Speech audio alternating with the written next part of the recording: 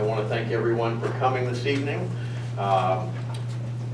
Based on my personal experience and statistics, about 2.5% to 4% of residents get involved in the civic process. So I really appreciate everyone showing up this evening and taking a part in what happens in our city and in our local government. So give yourselves a round of applause. According to my social media feed, about 95% of people really know what's going on. But it's these kinds of events that really show us the people who care about our city and care about our community. Without further ado, I'm going to move forward in the program. Our two candidates this evening are incumbent John Spon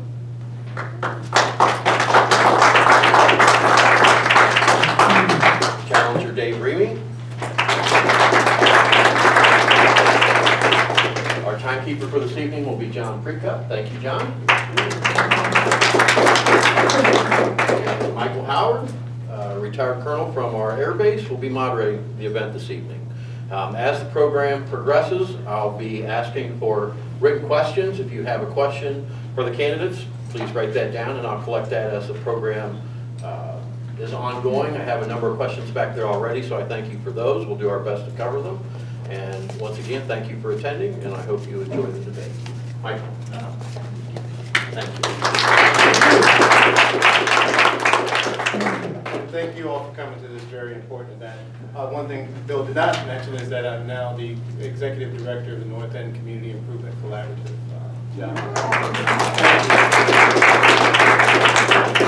Really enjoy what we do. But tonight is about the Law Director position, and our candidates were given 5 predetermined questions. And we're going to go ahead and start with those questions right now. What I'll do is ask a question, read the question aloud, and then each one of the candidates will be able to respond. And then we will also have a 1-minute rebuttal should they take advantage of that opportunity. So without further ado, timekeeper, ready? Can you all see timekeeper okay? Any issues there? Okay. Our first question. And I'll start with Mr. Spon. You both served as law director. What makes you the better candidate? Well, first of all, I want to thank everyone for being here. I welcome this opportunity to debate the issues and welcome the opportunity to share with you my record as a law director. But I believe that I am the better candidate for law director because of my experience for many decades as a criminal and civil trial attorney. I've represented groups as large as 300. I've argued before the Ohio Supreme Court on death penalty cases on 2 occasions. I have much experience, many jury trials in many different jurisdictions. Also my management skills. Provided training for our staff. I provided raised morale at an all-time high. Under my opponent's administration, he lost 7 assistant law directors. They didn't want to work there. They left. Who knows what the reason was, but they didn't stay. Under my administration, we've not lost 1 assistant law director. And again, morale's at the highest it's ever been. Also, my relationship with the safety forces. I was endorsed by the Fraternal Order of Police. They have seen an opportunity of my opponent as a law director. They have seen me as a law director. I was unanimously endorsed by the Fraternal Order of Police. Also, my work ethic. I don't work 8 to 4. I work nearly 80 hours a week. My cell number is given to every law enforcement officer that wants it. The chief, the assistant chief, has the ability to contact me or have any of the officers contact me at any time. My typical work schedule is I'm working till 11 or 12 o'clock at night. A lot of those issues don't deal with the ordinary, mundane issues of dealing with prosecution misdemeanors, but I've been proactive, procreative to try to protect the future of our community. So I believe that my highest duty is not to represent elected officials. You can go ahead and finish this sentence. But my highest duty is not to the elected officials. My highest duty is to protect the interest and serve the public, the citizens, the taxpayers of our community. That's where my ultimate duty is. Thank you. 2 minutes. Thank you. Again, I want to thank all of you for coming tonight and sharing in this civic forum. To answer the question, what makes you better a candidate? I have a really strong background in understanding municipal law, and that goes back nearly 20 years when I went to work, first began to work for the city, and went to work in the criminal division.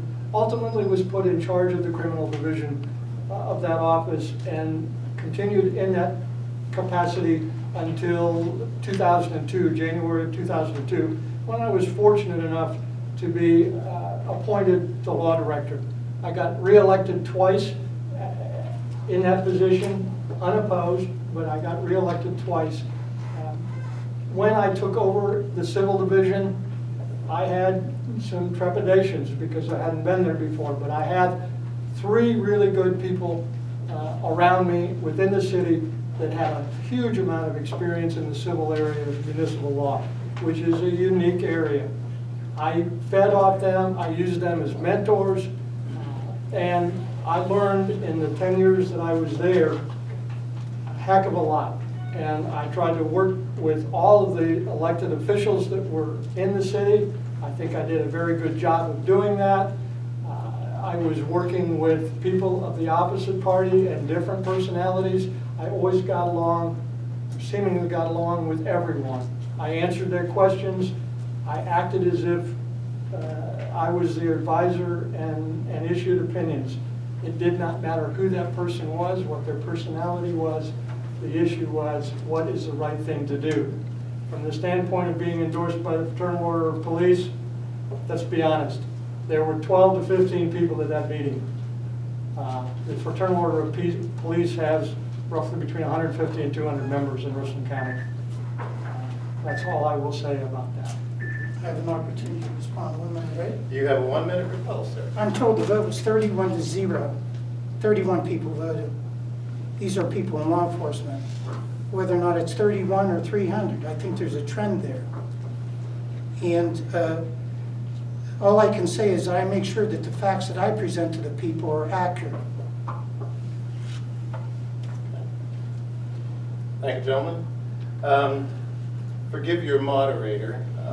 Early on, at the beginning, we were supposed to have opening remarks, so I jumped right into the question. I was so anxious to hear from both the candidates. So please forgive me for that, but I would at this time like to correct that error and go back and give you your 3-minute opening remark. Great, thank you very much. I was a little thrown off course there.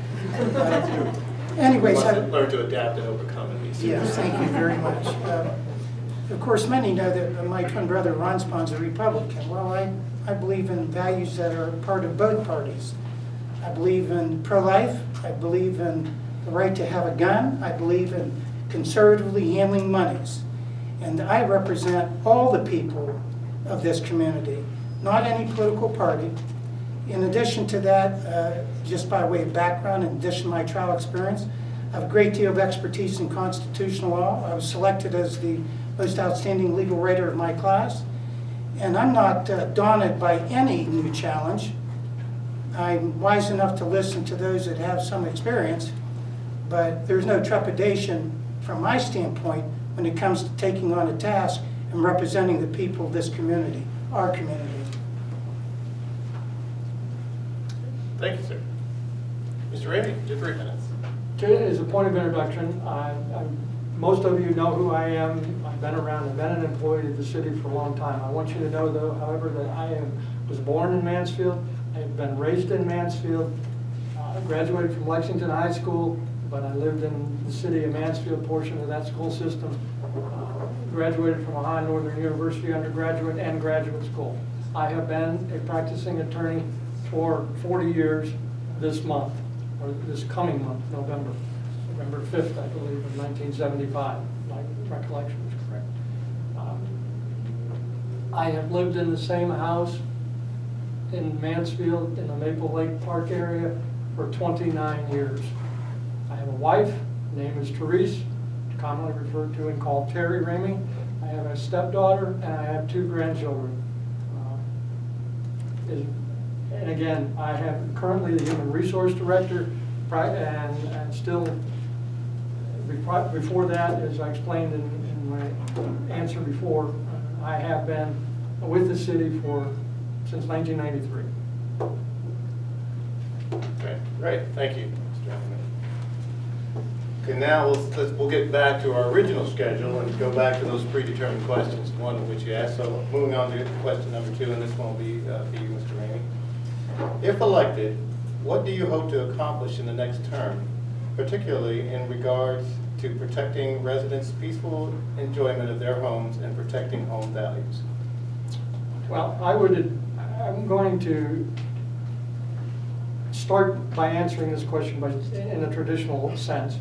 And that is that when we're talking about protecting residents' peaceful enjoyment of their homes, protecting their home values, I think it goes deeper than some of the issues that have been raised recently. It goes to codes and permits issues. It goes to community policing issues. It goes to neighborhood watch issues. It goes to working with the police department and the safety forces. It's a collective effort to make everything better. And in addition to that, I believe that there should be and could be a review of zoning codes to make adjustments to protect within municipal powers, to protect the dangerous and environmental concerns that might arise from potential businesses coming to town. But again, it is a concerted effort by all of these things, and I would work with all of these departments, have worked with all of these departments that I mentioned in the past to enhance their capabilities, to enhance what has been done up to this point, and to move forward and try to address the common issues that we have, which are codes and permits issues that drive a lot of our valuations. And I would make a very good effort to enhance those capacities, work with those units. We're all a city together, and we have to work together. And I would make every effort possible to go in that direction and improve in all of these areas and not just one area. All right. Thank you, Mr. Remy. Mr. Spon, same question. Yes, I'm not sure what that response means. What I do know is that if you look at the Mansfield News Journal's request for candidates to put information in to tell the public what they're about, there were 2 sections that my opponent left out. One was endorsements, because to the best of my knowledge, he has no endorsements. The second is that the question was, if elected, what do you plan on accomplishing in the future? He did not answer it. Well, he didn't answer it because he doesn't have a plan. He doesn't have the will to protect the people. I'm not going to wait on the city. Mr. Remy was a law director for several years. I never saw any legislation went out to protect the public. Here's an article that just came out 6 days ago. Oklahoma earthquake, a national security threat. You can go to Bloomberg Business and look it up. It's a very real imminent threat to our community. So instead of waiting because of who knows what the reason is, but I'm not a government bureaucrat. I'm an elected law director that's going to fight and protect and advocate for the city. So I've drafted the Mansfield Home Value and Family Protection Act, and I'm pleading with City Council to pass it. It's an aggressive step to create some protection for the citizens of our community. So with regard to what am I willing to do, I wrote the Bill of Rights, passed by 62% of our citizens.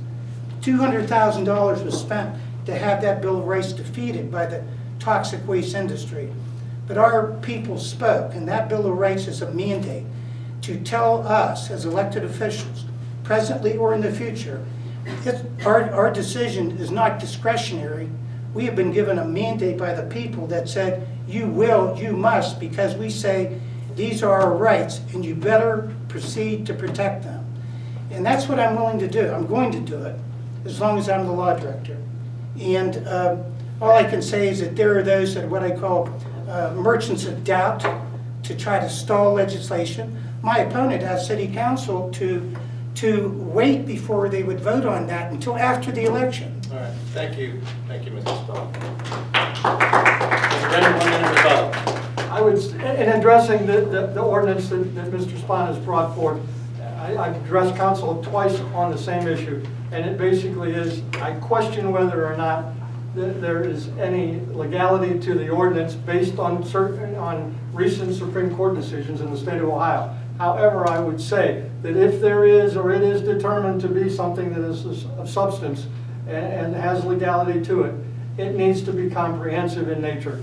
What is presently before council is not comprehensive in nature. It is directed to protect only a certain zoning area or certain zoning areas within the city, and doesn't address other issues, or other areas, I should say, where people live too, or also. You have to address all of the people in the entire city with this piece of legislation, instead of picking and choosing where you want to improve or make improvements. These are the areas where the voters live, people, but there are also people that live in the other areas, the central business district, the B1 areas, the office service areas. Thank you. Thank you, Mr. Mayor. Moving on to question 3, and again, I'll remind each of you that there's a 2-minute limit on your response. This is for you, Mr. Spon. What improvements need to be made in the law director's office, and what do you plan to do to implement them? Well, there's one area that I'll just mention lastly, but in terms of improvements, I know what improvements we have already made. And that is that our morale is at an all-time high for all of our assistant law directors. We have a 98% conviction rate, which might be the all-time high. I'm not positive of that, but I'm told that by one member of my staff. We've broken all records in terms of removing blight, broken all records in terms of demolitions. We've expanded our victims of crime services, and we continue and we will continue to acquire more money so we can continue to expand those services. We've had no turnover whatsoever in terms of our assistant law directors. We have an outstanding relationship with our judges. We're using our Veterans Court, our Mental Health Court, our Drug Court. And there is one area that I've asked City Council to help us facilitate. Now, I would like to modernize and redo entirely the Mansfield Municipal Code. There's no law director in the history of Mansfield that even dared to oppose that task, to try to do it. I'm willing to try to do it. It should be done. It's antiquated.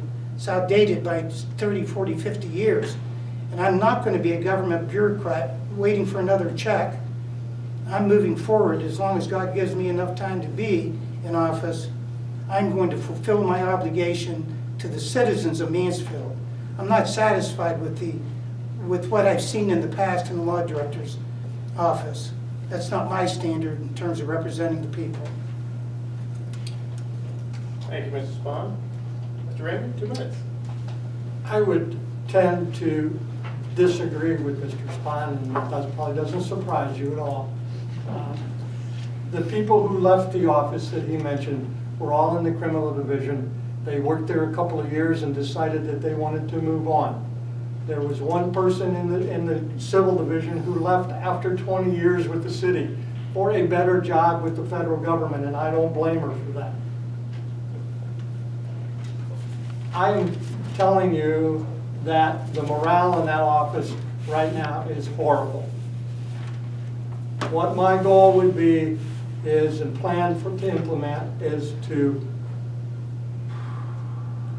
recreate a sense of accountability within the department. I don't believe there is accountability in the department right now amongst all of the staff. I would also initiate a sense of trusted reliance with the administration and the rest of the administration, which is not there right now either. It's a dysfunctional office. All right, for the lack of a better word, it is a dysfunctional office right now, irrespective of what Mr. Spon is saying. He made a reference at one point in time that it was a perfect disaster when I was there. I would flip that and say that it is a perfect disaster now, not when I was there. The people that he has there today are the same people that I hired The reason why they are there today is he increased their salaries, some of them by as much as 30 or 40%. I would stay too if I got a pay raise. But I was working with taxpayer money, and we're working with taxpayer money, and you have to be mindful of that. The plus to being a city employee is not the salary, but the benefits. And they are super. Thank you, Mr. Ramey. Mr. Spon, you have an opportunity for 1 minute rebuttal. Yes, it's interesting. Mr. Ramey says he's working with taxpayer money. Well, the reality is when I took office, I found out that there was an employee that he had an employee that was paid $75,000, a package deal of salary and benefits, was only required to be there for 2 hours a day. And that employee, I discussed that with that employee, and I indicated that employee was not acceptable to me, it was not fair to the taxpayer. And that employee was his brother-in-law, and he later resigned. All right, thank you. All right, on to question 4. This one would be for you, Mr. Ramey, 2 minutes to respond. Do you have political aspirations beyond the law director's office? That's for you. I have no aspirations whatsoever, but I do want to take this time right now to answer the rebuttal question, or the rebuttal to the previous question. I think it deserves one. The person he is talking about, yes, is my brother-in-law. When I assumed the position of law director, he was the assistant law director in place. He's one of the most proficient and most well-spoken and most intellectual people we have in this community on municipal law and municipal affairs. He was kept on for that reason. In addition to that, there is no ethical prohibition against having a brother-in-law working for you. I looked into that because that was a prime concern of mine. This individual did not or was not released. He quit on his own volition. Thank you. Mr. Spon, question 4. Do you have political aspirations beyond the law director's office? No, I have no personal aspirations to run for any higher office. My only political aspiration is to have the honor and the privilege to continue to not only represent the citizens of our community, but to fight for their rights and their family and their safety and their health in a modern world. And that takes a quality attorney, a sharp attorney, an intelligent attorney, a creative attorney, an attorney that puts the values of the people before representing simply elected officials, particularly those from their own political party. Thank you, sir. Mr. Ramey, anything to add? No, sir. No, thank you. Moving on to question 5. You see this very lengthy question in your program, so bear with me because I'm going to read the whole thing. This will be for you to respond to first, Mr. Spon. The law director's office prosecutes criminal cases in municipal court. The court sees about 1,500 drug-related cases every year, yet only a small fraction are put in the drug court program. Most drug cases are plea bargained, and the defendants get a small fine and are turned back on the street. Since the prosecutor has a major say in the plea bargain process, what can you do to make certain these folks receive treatment instead of ignoring their addiction? Well, of the approximate 1,500 cases involving drugs, 1,300 of those involve marijuana. And marijuana is all the other possession of drug charges are felonies. So we're talking about roughly 1,300 marijuana cases. And the way we try to do it is the way implemented a policy in our office is we not only want to prosecute to deter the effects of marijuana, the effect of driving, whatever it may be, but what we try to do is we have 3 ways we try to go. One is we tell the courts have to treat this, they've been treating it as a minor misdemeanor. So there isn't any jail time. All there is court costs and a fine. So what we try to do to help them is say, look, under certain circumstances, if you go and get treatment, then we might consider dismissing the charge, because we don't want you to lose your job or whatever it may be. Secondly, we can also, and what we try to do is also maybe amend the charge if they get treatment. And thirdly, we might be able to force them to get treatment through another offense. In other words, if it was domestic violence, which is an M1, then we've got some leverage over their head, and then we can say, well, look, here's the deal. You go get drug treatment, or else you might be spending 6 months in jail. So that's your choice. So I try to do it. My background, I have a Bachelor of Science in Social Work. I dearly hold from Ohio State University, certainly hold the values of the dignity of each individual. We know that incarceration doesn't work. What's going to work is really where we try to get treatment for people, and hopefully that will reduce the number of people that are affected. All right, thank you. Mr. Remy, would you like me to read the question for you again? No, I've got it right here, like I have it right here. And to begin with, I would not disagree with John at all on the fact that there are 1,300 drug cases that go through Muni Court. And again, most of those are marijuana possession charges. And in addition to that, the court system deals with them as if they were minor misdemeanors, whether they're charged as city offenses or whether they're not. If you don't know, marijuana possession in the city of Mansfield is an M1. If you're outside the city limits, it's a minor misdemeanor, depending upon how much you have. But most of the time, you have enough, or not enough, I should say, to make it any more than a minor misdemeanor. Minor misdemeanors don't carry any jail time whatsoever.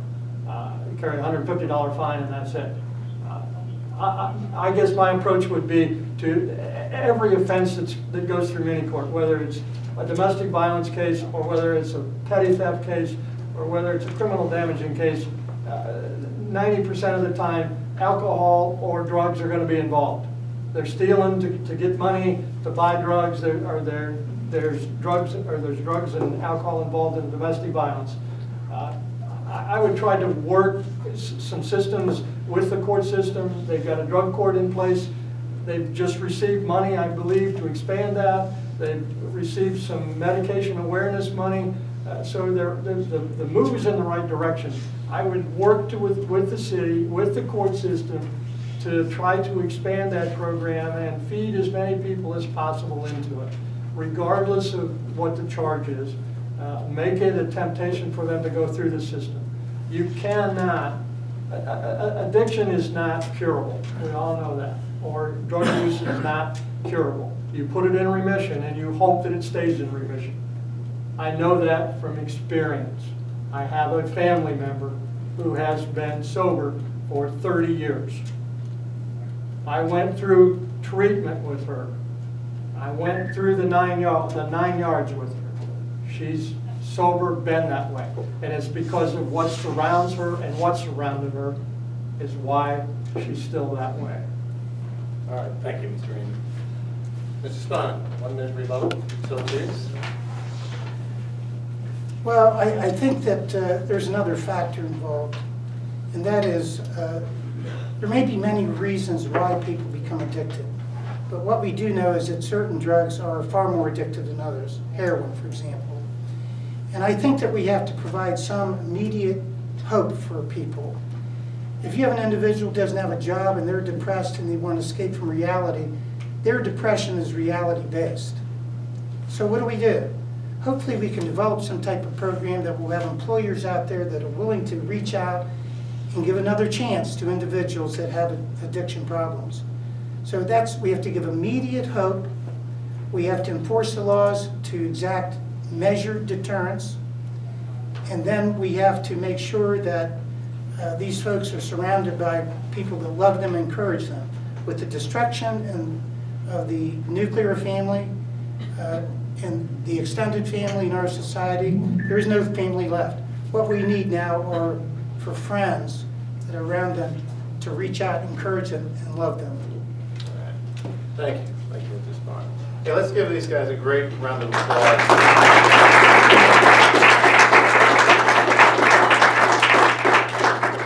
Gives you all a chance to catch your breath. And that completes those predetermined questions that we had already given them. Okay? Does anyone have a written question they'd like to submit to me so I can sort them out? Yeah, in that packet, we give you a sheet of paper. Anytime you have one that you want to just write it down, raise it up, then Bill come by and get that for you.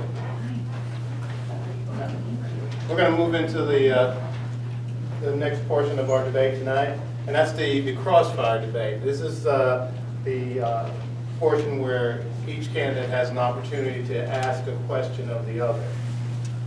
No rebuttal in this section, and you gentlemen are ready? Okay.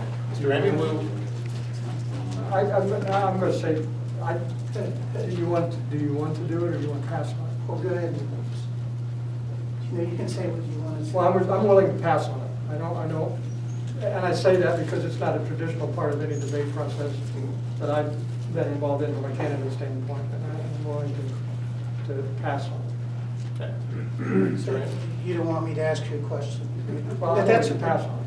I think, you know, You Why don't we all give you all the- saw why don't we- these. why You don't all we saw give- these before we Yes. got here, so Well, we why don't had we the give- opportunity to Sure. decide whether we want to do this before we got here. I talked well, to in deference to my opponent's wishes, I think we should at least give a sixth question from the audience, possibly. We certainly can entertain that. If you both are in agreement, I have no problem with that, and we can move on to the questions from the audience. I would prefer to do that. I'm willing to do that. Answer more questions from the audience. All right. And I have plenty back there, so I'll just start feeding them to you and sorting through the ones that are common. They're 1 and 2 there. Okay. All right, with these questions then from the audience, you'll have, just like we did in the first round, you'll have 2 minutes to respond, and then 1 minute rebuttal.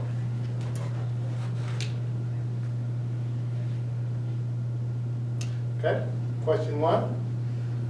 Gentlemen, voters spoke and passed an environmental resolution to protect our land and water from out-of-state businesses who want to use our community as a dumping ground for unregulated fracking waste. If elected, would you defend our resolution or welcome the dumping? Let me read that one again. Voters spoke and passed an environmental resolution to protect our land and water from out-of-state businesses who want to use our community as a dumping ground for unregulated fracking waste. If elected, would you defend our resolution or welcome the dumping? Okay, you want me to answer? That will be for you, sir. Well, I would have to say that putting aside personal issues and personal comments about whether it is legal or not legal, there is a charter amendment that addresses that issue. All right? And it's the law director's duty to defend that charter amendment as long as it is valid and as long as it can withstand any attack based on a case called Morrison versus Beck, which just came out by the Supreme Court in February, that basically said that that cities do not have home rule power over oil and gas fracking issues, that's a statewide issue or an issue of statewide concern, and limited this municipality's ability to address those issues. So you have an obligation as the law director to defend that law as it sets, and make every attempt possible to make it work. I'm not saying that it would. That's not my job to put my personal feelings into it. My job is to defend what is there on the books right now. Do I think it would be successful? I don't know. It might be, it might not be. The Beck decision is kind of wishy-washy, but it is a 4-3 decision that says that the state controls this issue. The answer would be, I would defend the statute as it is written now, to the extent that the law and the courts would allow it to stand. All right. Mr. Spon, would you like me to read the question again? No, I understand it. You've just heard my opponent with doublespeak. What does that mean? That's simply somebody reiterating something that has no clarity to it. I'll make it very clear. I will fight to protect the interest of our community. Right at the border of our city, I will not concede 1 inch. I will fight to protect every inch of our community against this toxic poison. Remember, once they start dumping it, it's 10,000 barrels per day. Multiply that by how many injection wells, by how many days over the years. So, without question, I will defend this city. One of our obligations as an attorney is not only to have arguments based upon the existing law, but also on the basis of trying to create new law. And I can tell you that my interpretation of the Supreme Court decisions, the one that he referenced, has absolutely no precedental or binding effect upon our Bill of Rights. Absolutely none. It was not a majority decision. It was a plurality decision, which has no precedental value. So again, Mr. Remy was in office all these years as an assistant law director. This industry started in 2006. He had until from 2006 to 2011 do something about it. I don't watch what people say, I watch what they do. That's the proof of the pudding. And that's the true record of a public servant, somebody trying to protect the public and the citizens of our community. Thank you, Mr. Spon. 1 minute. I would just simply say that I believe this summer at Ohio Municipal Attorneys Association conference, our amendment and our charter provisions were brought up, and it was a general consensus that those provisions might not and probably wouldn't withstand a test under Morrison versus Beck. I only say that because that's a general consensus. I'm not saying that I wouldn't defend the city. That's my job. I may have personal feelings about it, but the job is, regardless of what your personal feelings are about the law, it's on the books, you gotta defend it. That's your job. Maybe Dave and I could just have 2 more minutes, two? The rules are pretty clear. Okay. It's like a federal judge here with the rules. I used to wear a uniform myself. Next question from the audience. And this would be for you first, Mr. Spon. This question: if issue 3 passes, what do you think would be the effect on the law director's office? And do you support issue 3? I mean, in terms of the marijuana, I believe that's the state Yes. issue they're talking about, yes. where they're trying to establish, because they get 2 and 3 mixed up like a lot of people. You're talking about establishing businesses in the community? Is that, what's the context of issue 3? Issue 3 would legalize marijuana specific to 10 growing sites in the state. Many feel it creates a corporate monopoly, although the resolution itself tends to state that it would create free commerce, and it also approves medical marijuana. Well, first of all, the law director's office will be dealing with the criminal statutes, and therefore, with regard to whether or not the possession or sale of marijuana within the context of this bill passing and then this industry starting, we in terms of our prosecution, we'd be limited to what the criminal statutes are. In terms of, not sure I understand the question in terms of how it would impact the law director's office. Well, I think there's another example. Once you start an industry like that, the cat gets out of the bag. So if it passes, then down the road, 3, 4, 5, 6 years down the road, the legislature, who I think has been bought off, basically will go where the money is.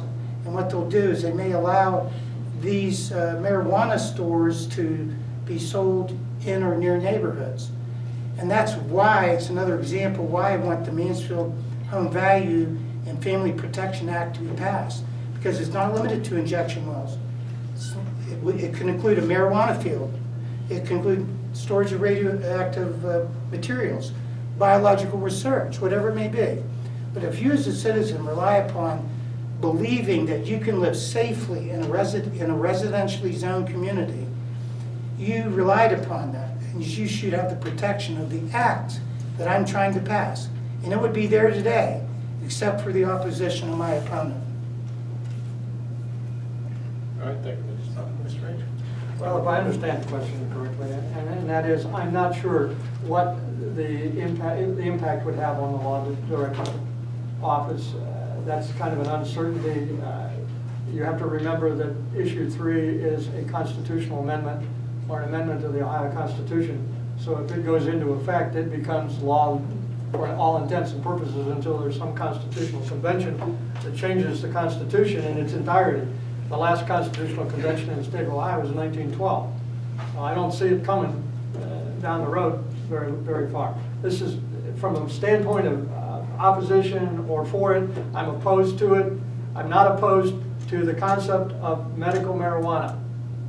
All right, but it has to be dealt with in the right way, and that is either through legislation by the legislature or the General Assembly, where then it can be changed and it's not set in stone forever and ever. The way this constitutional amendment is set up, it is not good at all, period. It would have a pervasive effect on everyone, and a bad pervasive effect on everyone. You have to keep in mind, the numbers are out there, that the number of stores that they're talking about in distribution centers of 1,100, that exceeds the total number of McDonald's franchises and Starbucks franchises in the state of Ohio combined. All right, that gives you an idea how many stores we're talking about. They're going to be on every freaking corner. That's not good. Okay, thank you. Any follow-up, Mr. Spon? Well, I'm opposed to the distribution of any drug when it has not been properly studied. I think that if the state of Ohio wants to offer for people's consumption anything from marijuana to any other type of drug, it should first go through the Food and Drug Administration and be appropriately studied. And then we'd all be informed in terms of its short-term and long-term effects. And on that basis, we can make an informed decision as to what we should do. But we have a very interesting constitutionally proposed amendment. We also have a very interesting constitutional proposed amendment to bar the initiative and referendum by the vote of the people.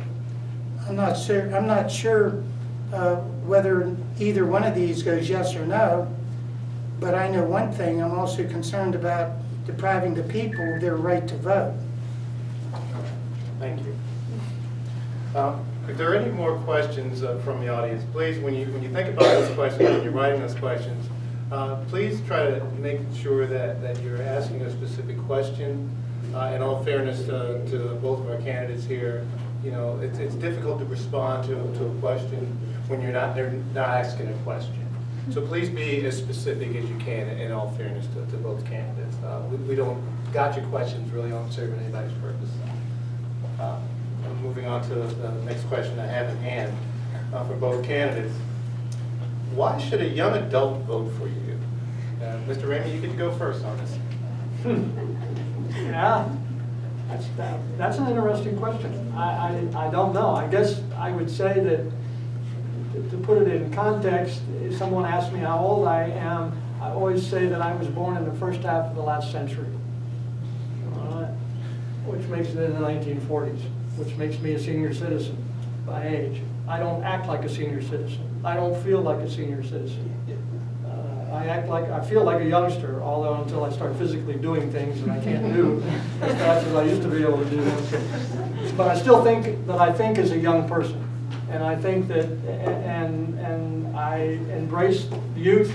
I love my grandkids, I love my daughter. And I think that I think as a young person, or try to think as a young person. And hopefully because I think as a young person and not as an old codger, that you would want to vote for. Thank you. Mr. Spon. Well, I think a young person should vote for me because I believe that the role of a leader is not just to perform daily responsibilities, but I think the role of a leader is to inspire the idealism and energies of its people. And amongst those people are children. we should encourage them with the hope and the confidence of our country, not say we don't have a future and all this political harangue going on. Every generation's had its challenges, from those facing dinosaurs to World War II and others. But I know one thing, for those of us that believe that there is a supreme being, and I see the love of a child over a youngster, we need to nurture that and give them encouragement. I know my granddaughter, 3 years old, step-granddaughter, she already told me she voted for me. She was in the car, in the back seat, driving past a billboard. And she said, "Is that you, Pap Pap?" So we need to inspire the energies and vision, idealism. Without the idealism, we never know what direction we should go. And it's idealism that originates from the innocence of a child that has not been so tarnished and beaten up by the world, that actually, I do believe a child can lead the world. We might not change all children, but we might change one child. That child might change the world for the better. Thank you. Any follow-ups? All right, next question from the audience.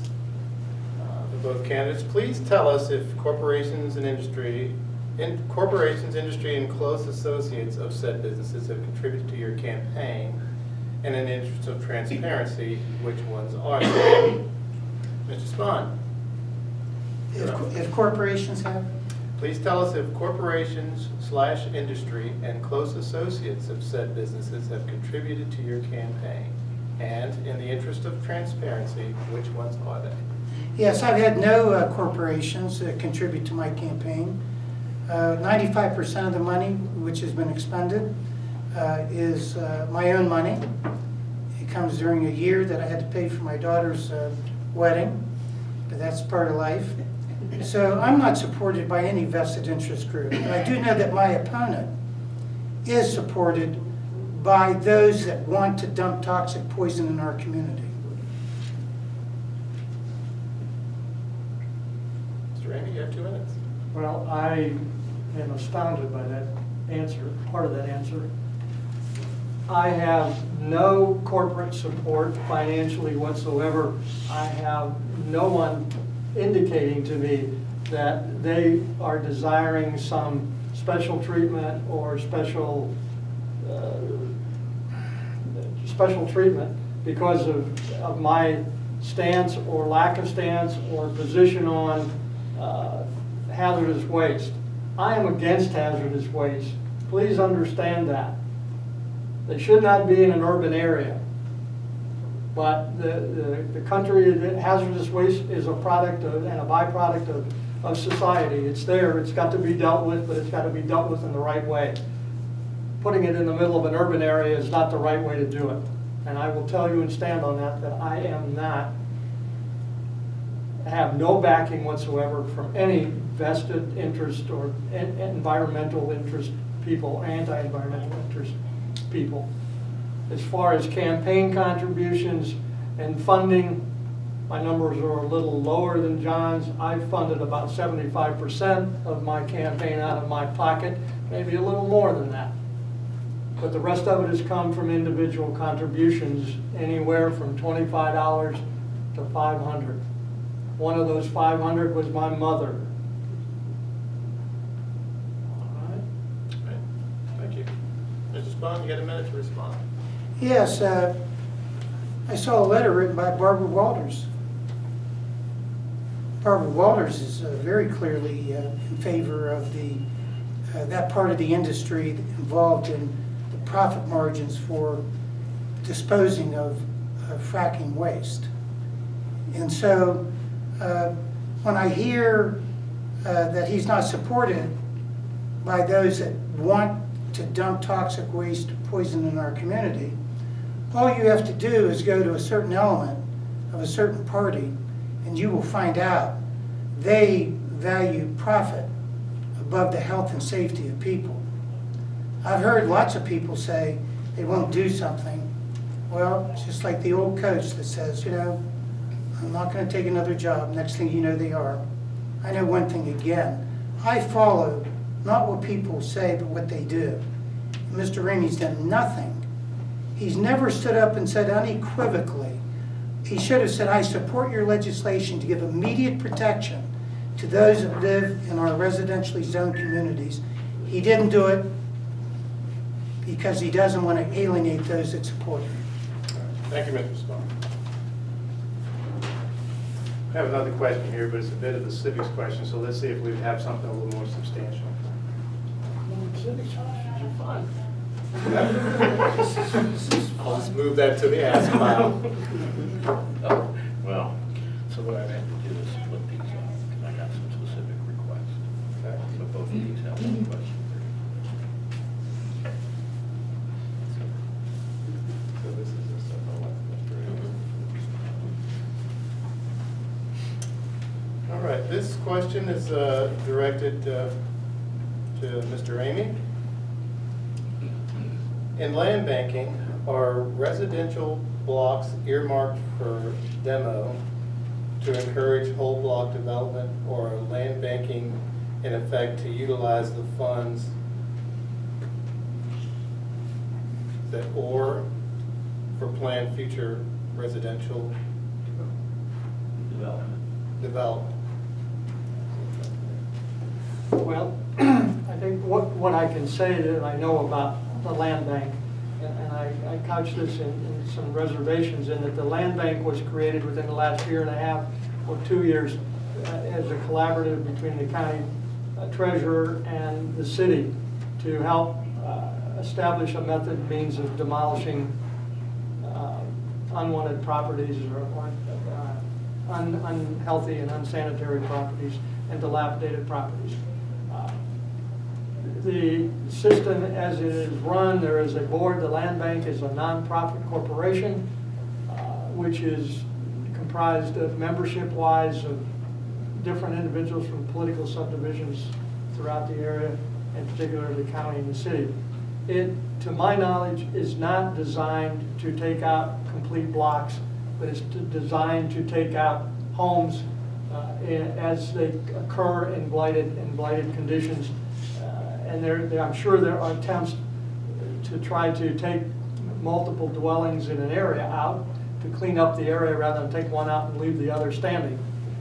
The concept behind the land bank is that if the property is demolished and then it goes to the land bank then will offer the property to be divided in half and given to, or not divided, but purchased by an adjoining landowner. For, I believe it's $199. You can buy the lot. If you want to purchase it as a person who is not connected to it, the property, or an abutting landowner, I believe it's $299. But the idea is to put the property back into a condition and a situation that creates green space and potentially rebuild. The problem with much of the city land inside the city limits is the lots are too small to build on today under the rules and under the building code. So the only thing that can be done is it can be turned into green space. All right, thank you. You get a minute on that one. Thank you. Well, we have to understand the process of demolition.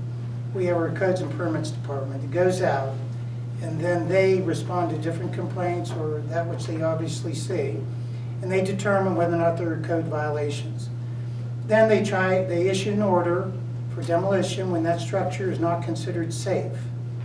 And then presumably, before the land bank was created, and presumably now to some extent, hopefully, the manner in which the priority is given to actually do the demolitions based upon how much danger is presently presented by that structure. So you take down that which is most dangerous first. So I would like to see, and I've always felt this way, that given if we had several sites where they all had equal propensities for danger, I think we should take down those that are most visible, the main arteries of our community, so that when people come in, we clear out all this ugly blight. I mean, there's a gas station on Lexington Avenue that I've been begging the administration to take down for 3 years. And then I decided I'm not waiting any longer. I got my own experts they were ready to roll with it. They were going to file for a grant. Wouldn't cost the city anything. And they were experts at it. So when I notified the administration, suddenly they said, oh, we'll do it. And nothing's been done. So all I know is Woodville School stood for 20 years, many years during my opponent's time as the city law director. I took office and I took that building down within 18 months. All right, thank you, Mr. Spon. Next audience question. This is the second part of that two-part question, which we divided into two questions. So this is for you, Mr. Spon. Has disenfranchisement from this administration hampered your office's performance? Well, oh, is that the first question? Yeah, this is the other part of that question. Okay. So this is a brand new one for you. Well, I certainly don't feel disenfranchised at all from the administration. I've always been ready, willing, and able to give him wise advice that he should follow, but I never see him. And I can assure you that the city spent $180,000 for outside consultants when I had already indicated I was willing to do that. Because I don't care how good these outside law firms claim to be or their expertise, I can do it equally well or better. I'm confident of that. I could have saved the city $180,000. Well, I didn't even know that they spent all this money on this firm. Didn't even know about it because I was kept in the dark. I'm not disenfranchised from the mayor. I'm saying this, that when you're a law director, you try to get along with everybody. But being a nice guy is not the top of the responsibility. Being respectful and being informed and trying to work with people, but there's a time to say no, and it's time to tell elected officials that they've done a great job, or there's a different way of doing it that might be better. Okay. Anything to add? Well, I would say, first of all, I guess in response to all of the questions, I'm going to start by replying to the last question. The Woodville School was torn down as a result of pressure by community development and economic development, not the law department. It's not true. Well, John, you know it is. I know it goes on. John, may I? Go ahead, as long as it's truthful. Also, in addition to the addressing disenfranchisement, the mayor has standing meetings, standing times anyway, set aside to talk to the finance director and the law director. Finance director, I believe, is at 7:30 in the morning on Wednesday or Thursday. I forget which day it is. She shows up 90% of the time for those meetings. The point of those meetings is to discuss amongst elected officials what is going on.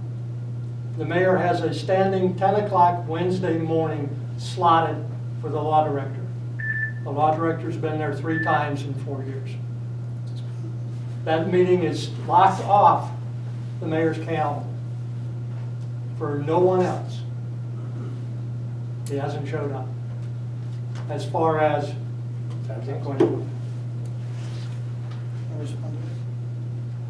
You did. Well, my time's valuable. No, you did. Okay. Yeah, you got 2 minutes. This is a little different than this, actually. 2 minutes to respond, 1 minute to rebut. Next question. What is the importance of party politics at the community level when it comes to serving the residents of Mansfield? Mr. Remy. To me, party politics has nothing to do with, and shouldn't have anything to do with local politics and getting things done. On a local level, it should be what is in the best interest of the citizens as a whole, and it should be a group of 8 councilmen and the primary elected officials to work on that common goal. And politics, yes, are going to come into play. They truly are, no matter where you are. But they should not be a major stumbling block, or a stumbling block at all in reality, to accomplishing a goal on a local level. On a state level, on a national level, politics are going to come into play. And I have to kind of caveat what I said in that politics are going to come into play, not from a party politics standpoint, but from a philosophical standpoint. there are going to be some differences, but there has to be what you would call negotiation and coming to a common ground and coming to an understanding that for the betterment of everyone, you're going to have to give a little bit on this side and a little bit on that side, and for the betterment of the all, which again, as we all know, Congress is not doing right now. But City Council has to do that, and the administration has to do that, because that's the only way you will get things done and moving forward. Thank you. This one, Mr. Spon, you're going to have 2 minutes. What is the importance of party politics at the community level when it comes to serving the residents of Mansfield? Well, I think it should be defined as, first of all, partisan politics. There should be no basis for partisan politics in serving the people. Now, in terms of politics, which is good politics, each party may have different philosophies on a state or national level. As a result of that, they prioritize what they think is important. And we are a society of vested interest. And so we have to compromise. We have to make decisions that will work, that will mutually benefit. And for the most part, when you do have compromise, you're really in a better decision. But what occurs on the national level now, where the country is actually paralyzed, is very dangerous. It does not bode well for our future. It can create the seeds of rebellion and extremism in our country. And that's why I'm glad to see that there are some Democrats and some Republicans. John Bonner said we've got to work together. On a local level, there's absolutely no room for partisan politics. But what politics are good? I think both parties are helping people get out to vote. I think that both parties are saying, let's express and appreciate our freedom in our country to talk about issues that we are doing tonight. Let's inform the people. Let them make a decision. Be bound by the vote of the people. I'm glad that we have parties in our country, because they do far greater good than not. What's dangerous is the extremist element in either party. On a local level, we can work hand in hand for the greatest good for the greatest number of people. Thank you. Gentlemen, we have come to the part of this debate where we're going to run into the closing remarks.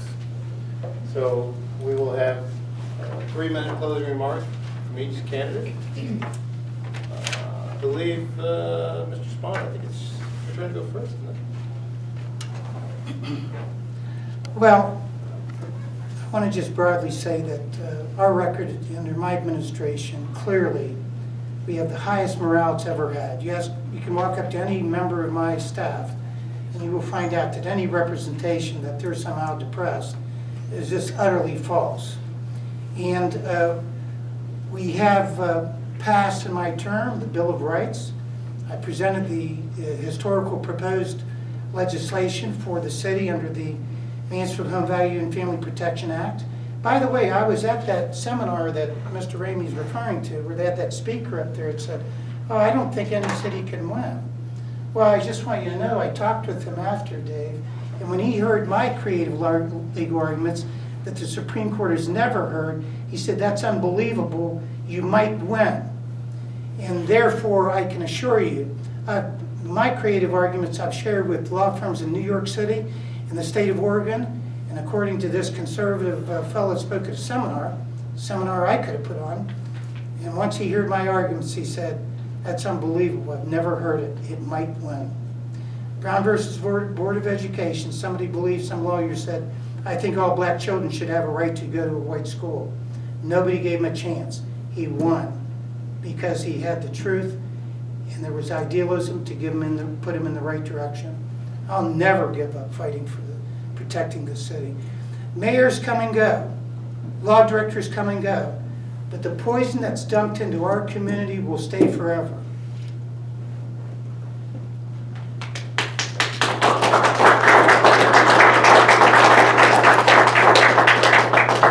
Okay, 3 minutes.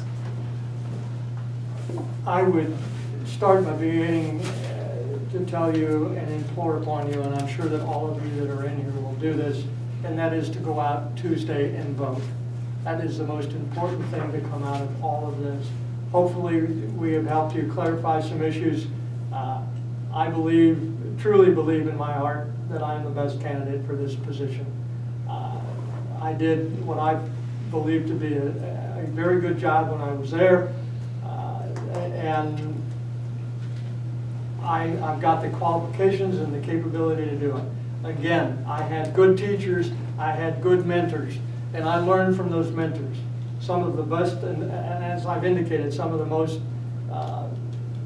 educated and well-informed municipal law personnel in this area were on my staff at one time, and they were on the staff that carried over. I learned well, and I believe that I can do a much better job than what John has done. Regardless of what he says, there's a perfect storm there in the office right now. And it's got to be corrected. The ship's got to be righted. The rudder is not there. And without a rudder, a ship goes nowhere. You can't sit at home and operate an office and a department of 9. The city is paying $107,000 a year for that position. The citizens deserve to have an individual in that office, which has a brand new desk in it, which costs $6,500. At least someone to sit behind it. That's not happening. With me, it will happen. I will be there. Anyone who knows me knows that I show up at 7:30 in the morning, I work till 4 in the afternoon, and I work Saturdays and Sundays, and I work some evenings. That's my nature. That's the way I was born, raised. Again, I have spent my entire life in this community, save and except 7 years that I went to school. I came back. I became an active member of this community.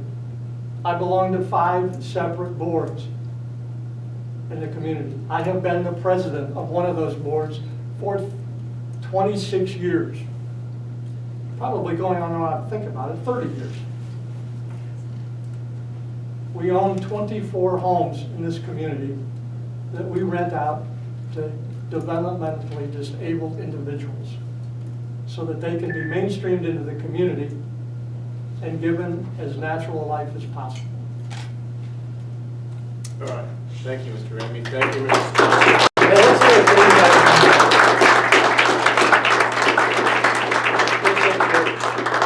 Appreciate your candor and honesty, your openness.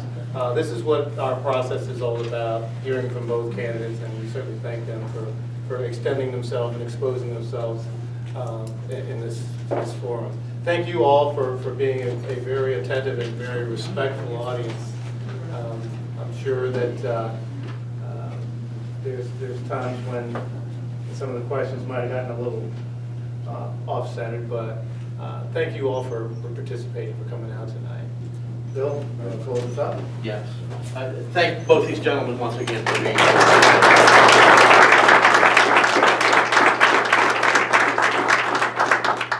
Thank you, Michael, for a wonderful job moderating. John, for the timekeeping this evening. Officer Gladden for being on site, Mansfield's finest.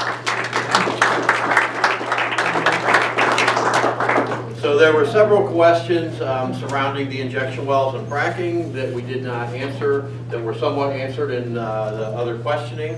I appreciate all the questions that were submitted. We actually got to more audience questions than I had expected, and we are ending a little bit early, so that will leave some time to socialize and interact with the candidates directly. Give yourselves a round of applause. Thank you so much for involving yourself. Please go out and vote and make a friend.